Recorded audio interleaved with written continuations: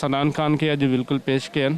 उनजो 2 ॾींहंनि जो रिमांड थियो आहे। जुमे ते उनजो रिमांड थियो आहे ऐं मुख़्तलिफ़ केसिस उनजे मथां जेको आहे सो लॻा आहिनि।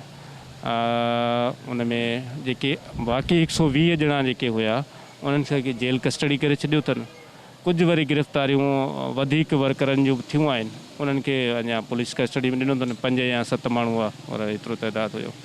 सो पहिरियों मरहलो त इहो हिकिड़ो इहो थियो आहे। कमेटी जेसि तोड़ी तालिक़ आहे त उहा कमेटीअ में जेके बि दोस्त वेहंदा ऐं जेको बि डिसाइड कंदा उहो हिकिड़े ज़ारा सिंध एक्शन कमेटीअ जी जेका असांखे लाइन ॾींदी, उनजी जेका लीडरशिप आहे उन तहत हलंदासीं। बिल्कुलु कमेटीअ जा सभु दोस्त हिकु दोस्त सां क़ाबिल एतिराम आहे। हिन महिल ताईं जेके मूं वटि FIRूं आहिनि उन्हनि जे हिसाब सां 12 FIRूं काउंट थियूं आहिनि।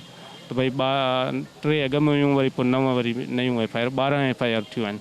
पर हाणे लीडरशिप ते जेके FIR आहिनि जीअं साईं जलाल मामून शाह या साईं ज़ैन शाह या सजाद चांडियो साहब, उन्हनि ते सिर्फ़ु 2 FIRूं आहिनि। बाक़ी जेको आहे सो मुख़्तलिफ़ माण्हुनि ते आहिनि, कुझु ईअं अननोन नालनि ते बि आहिनि।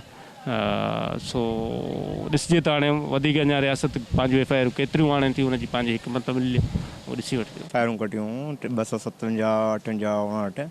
उन्हनि टिनी में हिननि 11 माण्हुनि जी बेल हुई, प्रोटेक्टिव बेल। त बाबा जेको आहे असां सरेंडर कंदासीं बिफोर उन ATC कोर्ट।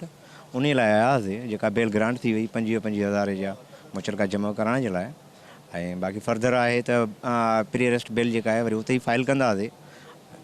अॼु जेको आहे त DB हुई जेके जंहिं इहो फ़ैसिलो ॾिनो कंहिंसां नाजाइज़ी थिए थी उन जे लाइ तव्हां कोर्ट जो दर खटकायो था।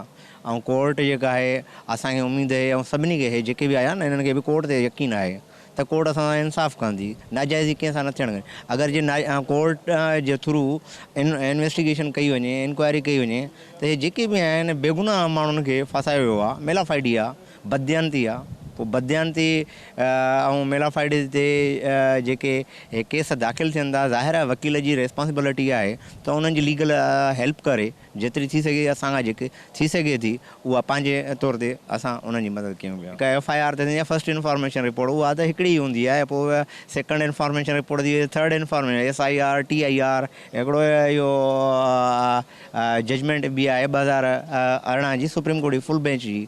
त बाबा ॿी FIR न थींदी। ॿी FIR जेका आहे उहो तव्हां उनखे ड्यूरिंग इन्वेस्टिगेशन तव्हां 161 जी स्टेटमेंट उनखे तव्हां उहो कयो।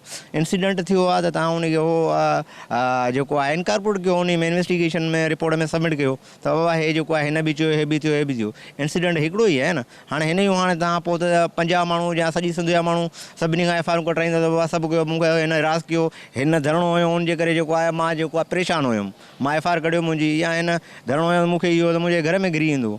बहरहाल उहो वधाए करे हाणे स्टेट जी मर्ज़ी आहे। स्टेट वणेसि जीअं वणेसि तीअं करे, उनखे त कोई रोके कोन थो सघे न, कोर्टूं ई रोके सघंदियूं। ऐं असां उहा उमेदु खणी हिते आयासीं ऐं अॻिते बि असांखे उमेदु कोर्ट मां ई आहे। विज़िट कयो अवामी आवाज़ मीडिया ग्रुप जी वेबसाइट awamiawaz.pk।